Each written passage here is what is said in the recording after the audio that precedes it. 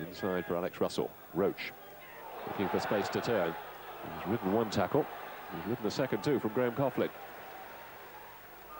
Cross deep towards Kevin Hill. Back across the face, but well, that's fairly safe territory.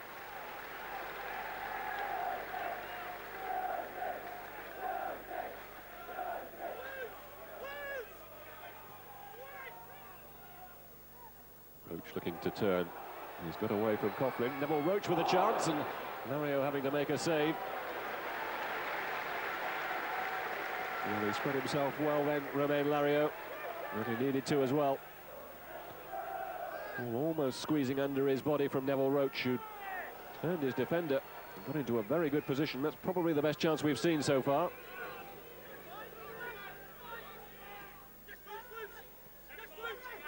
Stonebridge looking to set Martin Phillips away. It was cut out well by Kevin Hill.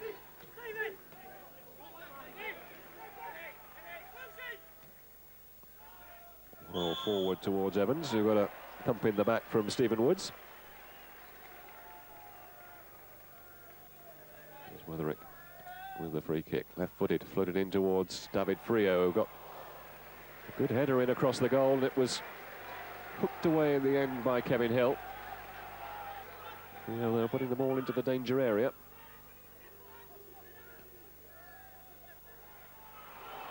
And now David Worrell. Phillips back for Worrell once more. Adams, little flick over the top. Evans has made good ground. Not a bad cross in either. It was Lee Hodges coming in at the back post who got the header in. Michael Evans making a good run down this near touchline.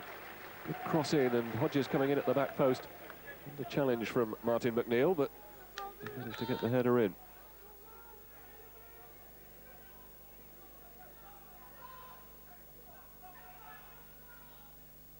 Flick on from Evans for Stonebridge.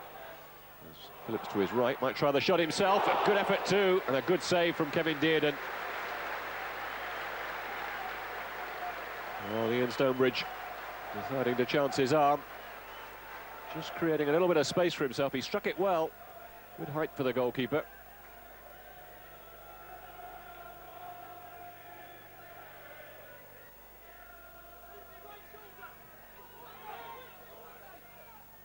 Hill getting the header in. Now Roach looking to play it through the middle. And Watton was caught in possession.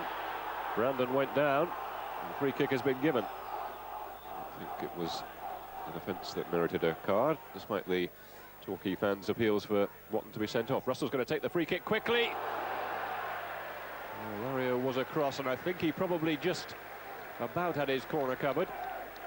It's Russell. A little bit of opportunism from him. So easily have paid off.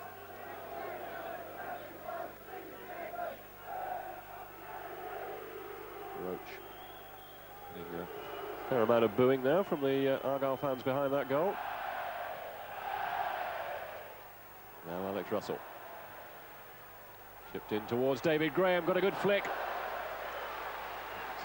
Lario in the right position. Comfortable save in the end for the goalkeeper. David Graham just showing the threat again. Ceding half a yard on his defender.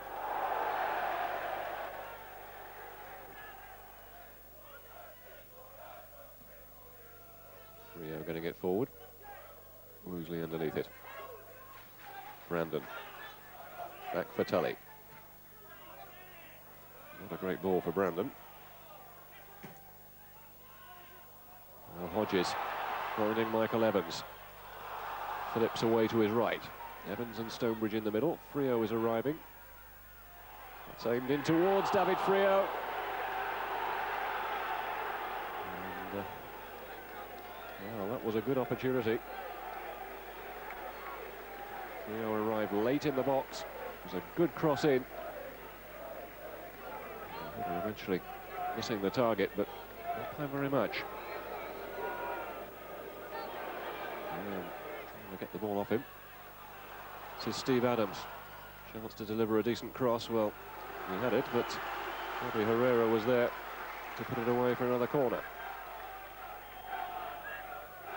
Good pressure from Argyle. Phillips looking to curl it in. Frio with the header. Well, it had been on the cards for a few minutes. And it's the Frenchman David Friot who gets the vital goal. Well, Argyle keeping the pressure on. The corner taken short by Paul Watton for Martin Phillips. Phillips, good cross in, and Friot, who loves to steal in unmarked, planting the ball in the bottom corner.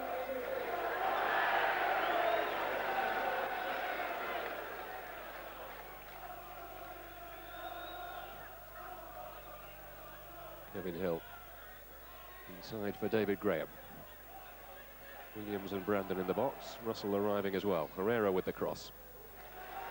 It'll be a corner.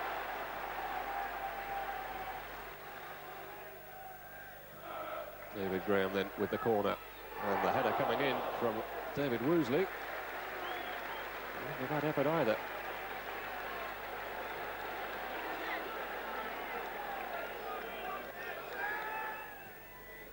It's Russell this time with the corner. Kevin Hill. Two chances in quick succession. From Torquay's point of view, both from corners.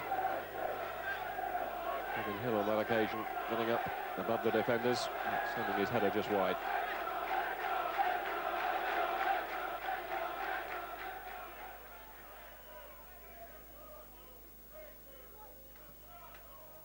Watton trying to pick out Michael Evans on the edge of the area. A little push for Lee Hodges. It was another good opportunity. Seemed to go through Steve Tully's legs then. Evans has done a good job up front for Argyle this afternoon, just holding it up well. And putting Lee Hodges in. Struck his shot well, but quite a bit wide in the end.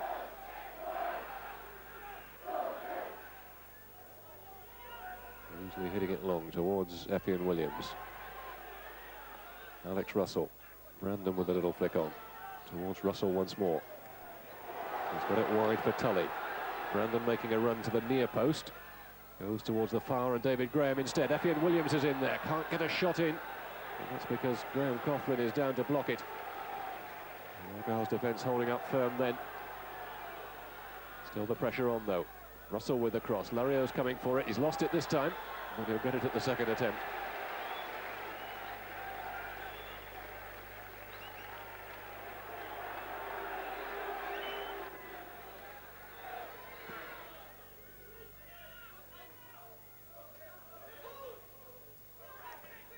This is Brandon. Now Rees. Back for McNeil.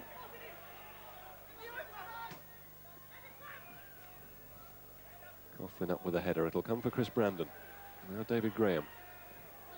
Tully with a chance to get the cross in. Towards Kevin Hill on the far side. Good effort from Hill. And a good save from Lario too. Well, he was in an awkward position then, Kevin Hill. He did very well to loop that one back on target.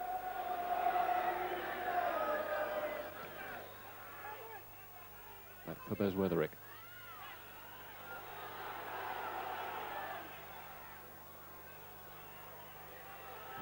Quite happy just to keep possession for the moment. Phillips forward for Michael Evans, looking to turn and get the shot in across the face of the goal. Well, he knows where the target is, Michael Evans. He does love to be able to just turn in the box like that. Just putting it across the face in the end.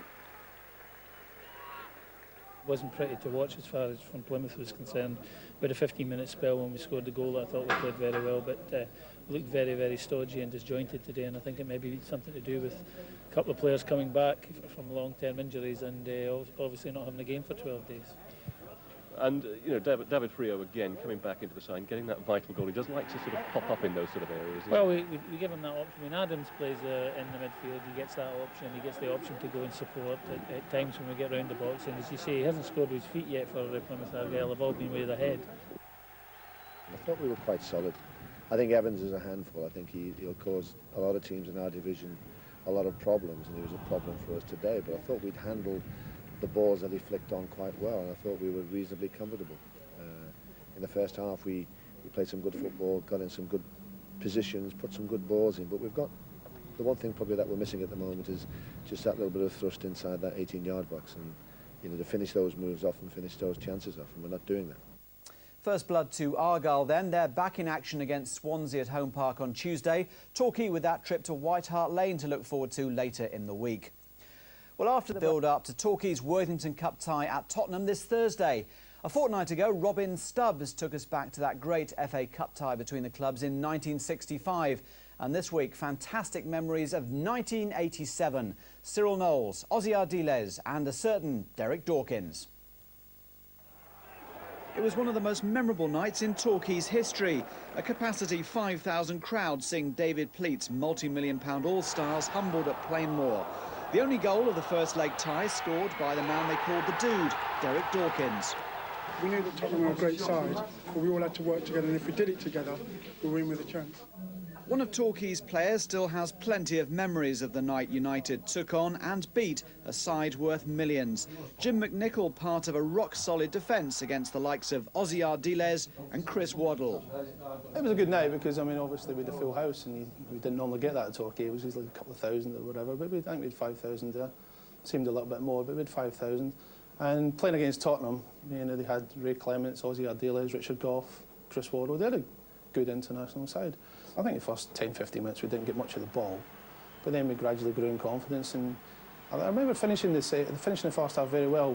Paul Dodson had a couple of chances. Glenn Riley played for us, he had a couple of chances. Second half was a bit like the first. They came out, kept the ball with a few chances, and then again we gradually crept into it, and we got the goal with 5 minutes to go. Derek got his one goal of the season, and he picked the right night to do it. Yeah, it was a good goal. I mean, Mark Gardner came on a sub, crossed it, and he got headed out, and Derek just made it on half of the edge of the box and knocked it in. There was only 2 or 3 minutes to go, so it's a perfect time to score. The Plainmoor victory was masterminded by United's new manager, Cyril Knowles. It was our cup final today, and we come out on top, and I'll never forget it. I'd been under quite a few managers in my career, and I can honestly say Cyril was different.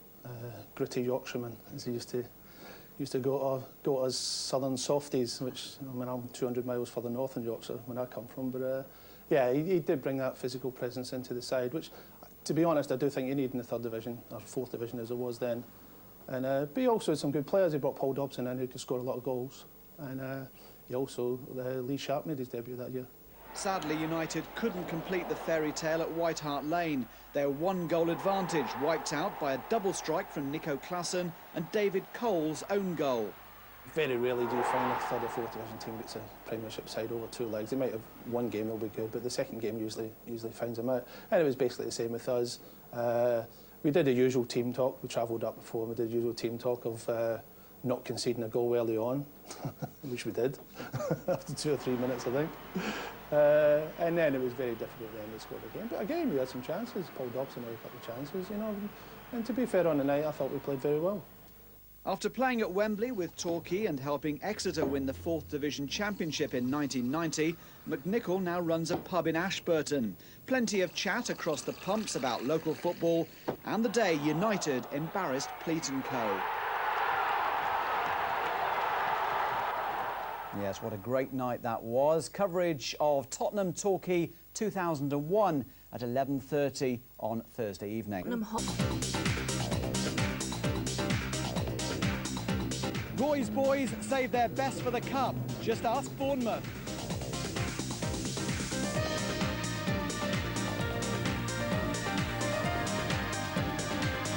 Now it's Glenn's men at White Hart Lane. Can Torquay beat the international All-Stars?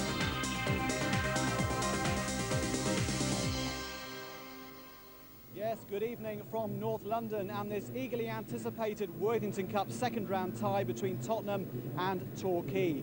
36 years ago, the two sides drew 3-3 at Plainmoor. In 1987, a Derek Dawkins goal gave Torquay victory. But on both occasions, Spurs went through after dominant performances here at White Hart Lane in the second match. Now remember, on this occasion, the match has to be settled here tonight. In the commentary box, a man who played for both sides, scored plenty of goals for both sides and helped keep Torquay in the league last season, Colin Lee, and alongside him, Martin Dean. Well, a big night for Torquay United and arguably a big night for Spurs as well. Manager Glenn Hoddle has made it plain that he wants to do well in this competition. and arguably it's Spurs' best chance of landing some silverware this season. Well, Glenn Hoddle does make 4 changes from the side which picked up their first victory against Southampton here on Sunday. Casey Keller gets a first chance in goal. Chris Perry replaces Goran Bunjezovic in defence. Oyvind Leonardson is in for Darren Anderton in midfield, while Sergei Rebrov partners Les Ferdinand up front. The good news for Torquay is that David Woosley has been cleared by his parent club Crystal Palace to play. Troy Duglin is recalled to the back 3 in place of the injured Steve Woods, while Effian Williams is preferred to Neville Roach up front. Well, the players being called together into the centre of the field. We are going to have a minute's silence tonight in memory of those terrible events in America, which does, I guess, tend to put football into perspective a little.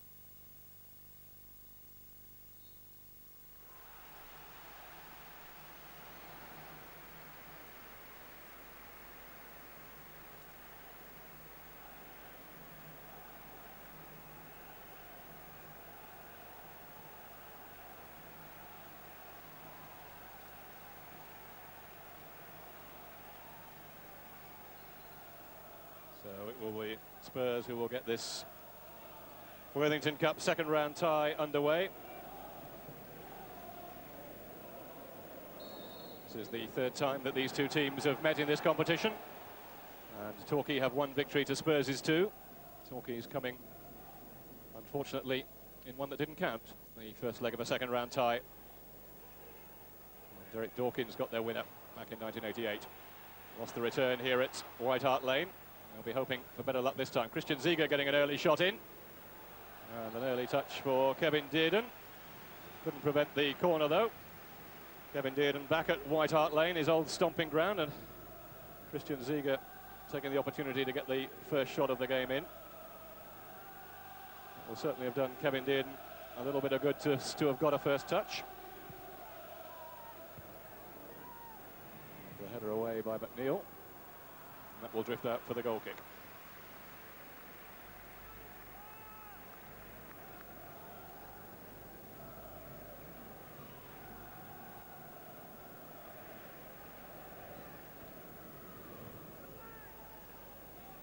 Doherty looking to get it away. Russell was just coming in trying to pick up the loose ball. And it's Russell, one of the 2 men that Roy McFarland has brought from Cambridge United to this side. Kevin Hill now getting it forward. Perry with the attempted clearance. Safe enough.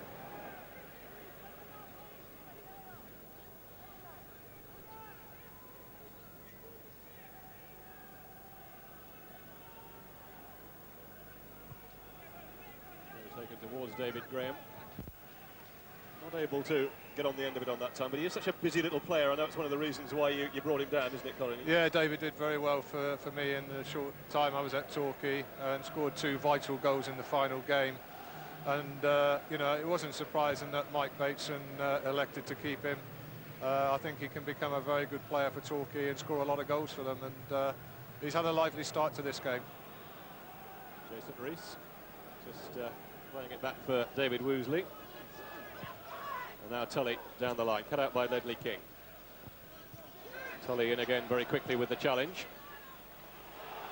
And now David Graham almost getting in. Wasn't picked up, and these 2 strikers are causing the Spurs defence a fair few problems at the moment. Yeah, David's sort of working off the shoulder of the centre-backs and trying to get in between the 3 centre-backs. And what Torquay are doing, they're playing early balls into those areas, which are causing Tottenham a little bit of a problem. Gary Doherty has gone down. Effian Williams is the man who's penalised, and Mark Warren wants a word, I think. Possibly a little more than a word. I think that's a bit harsh on Effion. I mean, you can see, well, maybe not. Maybe he's taken him from behind there. Yes, I mean, yeah. Possibly one of those cases where the referee was a bit closer. And yeah, definitely. I mean, if the centre half's doing that to Effion, then he expects the centre half to get booked, so he must expect to get booked himself. So that's a fair decision.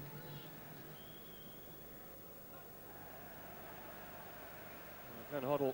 Yeah, he's a very important part of the team here because very good on set pieces, push him up for set pieces.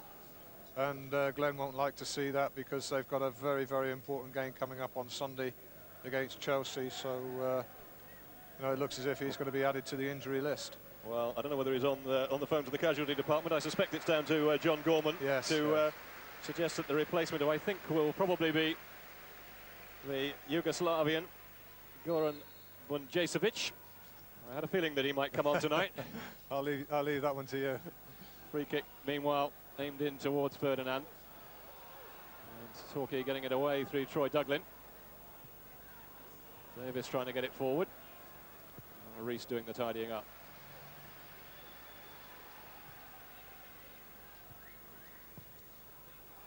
Well, the ball played early. It's Chris Perry trying to get it away, and it's taken a rebound, and Tottenham could be in trouble here. Well, Chris Perry was very, very lucky then to get it away with it. Instead of just clearing it into the stand and starting all over again, he tried to be clever and they nearly got caught out there. Well, Tottenham still reorganising, I think, with Gary Doherty having gone off. And not really clearing the ball as they should have done, that's for sure.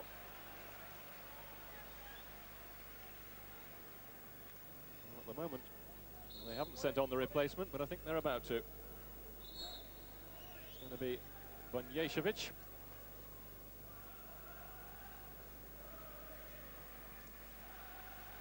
Well, they call him Bungie here at Spurs, and I have a feeling I know why. Experienced Yugoslav international. He was signed from Red Star Belgrade, in fact, during the summer. Yeah, he's got a lot of quality, this player. I like him a lot. Jason Rees picking up the loose ball. Solid challenge on David Graham, but Torquay just keeping possession. Oh, Hill inside. David Graham is being forced backwards a little bit, but Torquay keeping possession. Or at least they were. I mean, Tottenham will be disappointed. I mean, Glenn will be fuming, I reckon, because the way they're playing at the moment, as we said just now, they're giving the ball away cheaply and allowing Torquay to gain more confidence. There we go again. They've given it away again. Well, David Graham picking it up. Alex Russell through to Brandon. Starting to try the shot. Well, always seems to be worth the effort in these cases. He did score a goal in the first round of this competition, Chris Brandon, at Bournemouth, but yeah, Chris. I mean, Chris was injured when I was at Torquay, but I'd heard a lot about him, and it's again pleased to see him back playing again. I think Torquay are probably up on shots at goal, and that will be worrying for Tottenham. Stefan Freund aimed towards Tarico on the far side. Again, not a great ball though. Jason Rees, as he's done so often tonight, just doing a little bit of tidying up.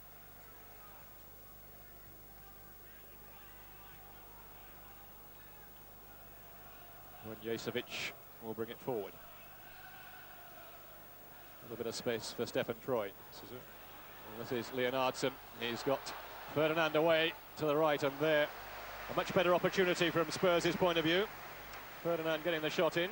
Yeah, the midfield of Torquay were caught in front of the Spurs midfield, both Leonardson playing the ball through for Ferdinand there. But they've got to keep their discipline, Torquay, when Tottenham have got the ball.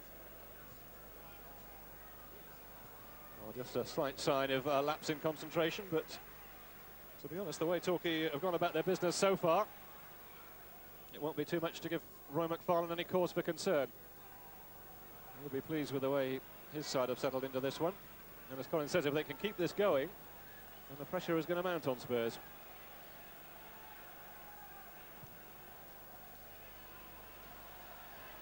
That's certainly the key to it, to keep the tempo going, to keep the discipline going within the team. And you can already hear the Tottenham crowd are very, very frustrated, and that could filter through to the team. Tully up against Christian Ziege. And again, Brandon looking to get it forward. The boot was high. Mr. Warren just indicating that it was around sort of chest level. Alex Russell taking the free kick quickly. Tully wasn't picked up. Oh, not the greatest of crosses, but struck against the bar by David Woosley, who seemed to come from nowhere then. Well, it looked as if the cross had missed the front Well, I players. think he came up for the initial cross into the box, but they played a quick one in. Tully whipped in a nice ball there, and Woosley, well, it beat the goalkeeper. Very, very unlucky not to score. Well, great effort from David Woosley. He'd love to have got his first goal for the club. And there's the reaction from Roy McFarlane, so close. You've been through those emotions a few times, Colin, I think, haven't you? Yes, quite a few times. I mean, I can imagine what's going through his mind there, but you know, Torquay are doing well. As I said just now, they must keep their discipline. They must keep playing as Roy's instructed them to play. Early balls forward and pressurise that ball. Well, Casey Keller will be a slightly relieved man, I think. Well, he was certainly beaten. You know, he was beaten easily.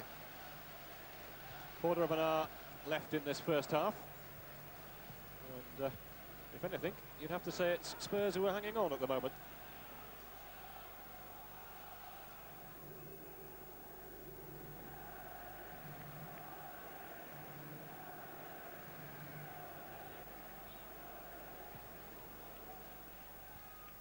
Stefan Freund finding Ledley King. It's curled in towards Ferdinand, who's onside. And a good challenge, and then Dearden getting the punch away. One or two suggestions that... Leonardson, I think, looked as if he might have been tugged back there in the Yeah, box. well, I was going to say there were one or two suggestions, more from the crowd, I think, than from the players, that Leonardson had been pulled down then. No penalty given, though. And Torquay breathe again. Rebrov with the header. And now Jason Rees finding Steve Tully. The challenge from Ziege. It's a really important time of the game now for Torquay. What is there, 10 minutes to go to half See time? that chance again from Les Ferdinand. Great challenge from Troy Duggan, wasn't it? Oh, he did well, yeah. Did he get a little push in the middle? No. Couldn't see that from here. I mean, that's never a penalty. Well, I think if you look in your morning paper tomorrow, you'll find it definitely wasn't a penalty.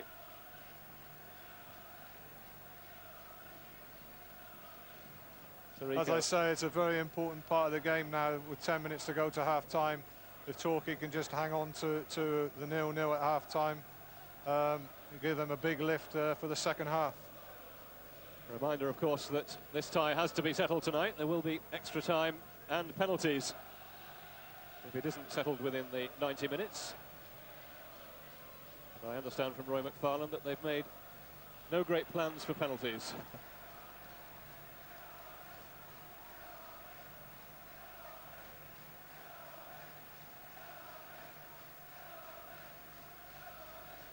Steve Tully's possibly the sort of player who might fancy himself in a penalty shootout, mind.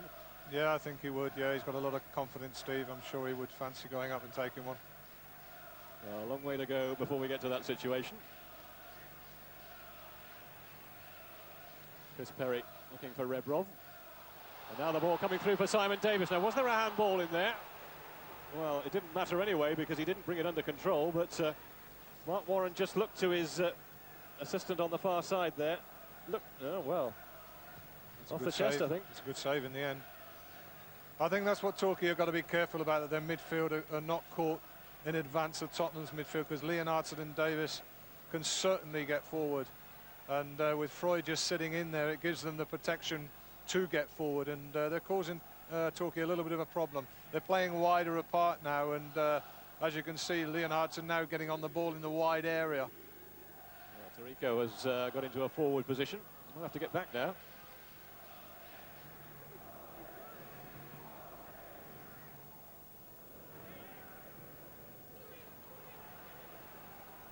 Woosley. Rebrov and Rees in together. And now a chance for Spurs to break through Christian Ziege. Ferdinand making the run towards the near post. Ferdinand! And that was more what I think we've come to expect from Spurs, as Ferdinand making a trademark run for a Premiership striker and almost putting it away, Colin. Yeah, again, you know, a little 1-2 with Davis and Ziege, and a tremendous ball in by Ziege into that second 6-yard box area, and Les a little bit unlucky. To be fair, Troy did a great job there. Troy Douglin, a recovery defensive tackle, which put a lot of pressure on Ferdinand, so he did very well. This is Effian Williams. David Graham is waiting in the middle, too high for him. There's Brandon coming in behind him. And Torquay have a corner. Chris Brandon, not possibly the player you'd want to come in on the far post for a header. He's not the tallest of men. No, it was a great ball in, though. A lot of pace on that ball, and as we said, set piece is very important. Just take your time, make sure you get good delivery into the box. This is Jason Rees. Not quite the delivery that Colin Lee was suggesting, though. I think that was a little, maybe a little planned corner there, but I think Jason's decision to play the short pass rather than just put it into the danger zone was a little bit of a wrong decision. Nelson going for the return ball.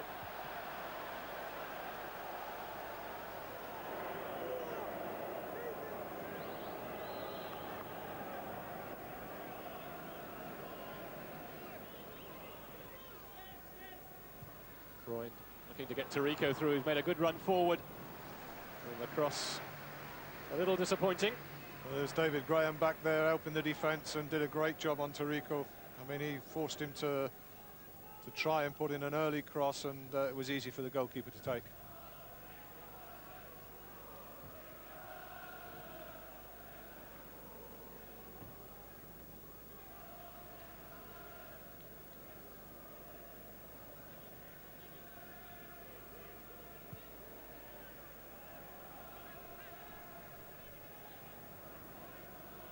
Well, Turkey certainly haven't been overawed. In fact, I think they've had the better of the chances, really, and as Colin was saying, it's been a very good first-half performance from them. They've come out to do a job, and they've done it very well. Going to be a couple of minutes of stoppage time to be added on at the end of this first half.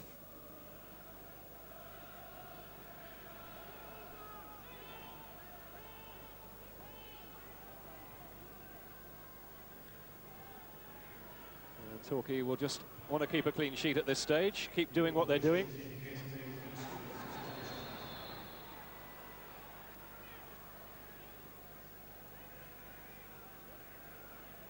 Referee just having a calming word.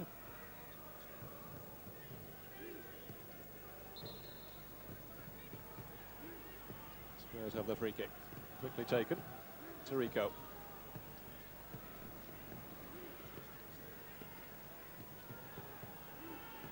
This is Ziege.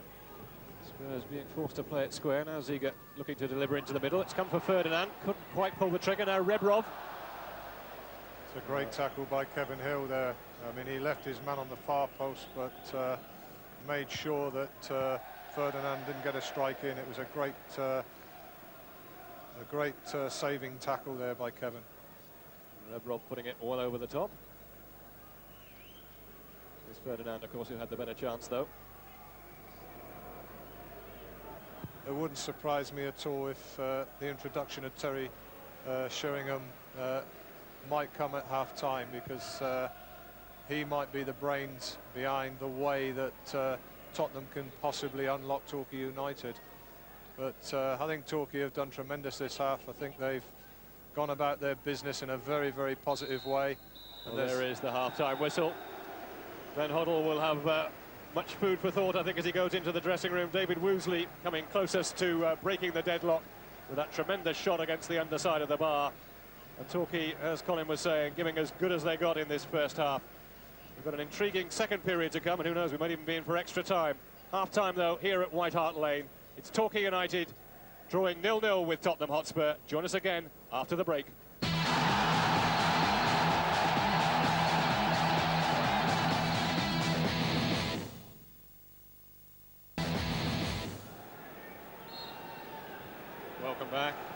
Torquay United get this second half underway.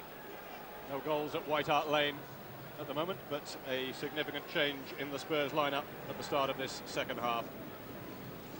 Yeah, it looks as if they've gone 3 up front at the moment, where the Red Robs will play a little bit deeper, as will Sheringham when Tottenham have the ball.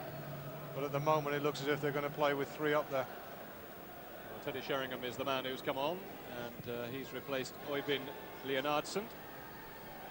And as Colin says, a slight change in formation. And that, I'm sure, will be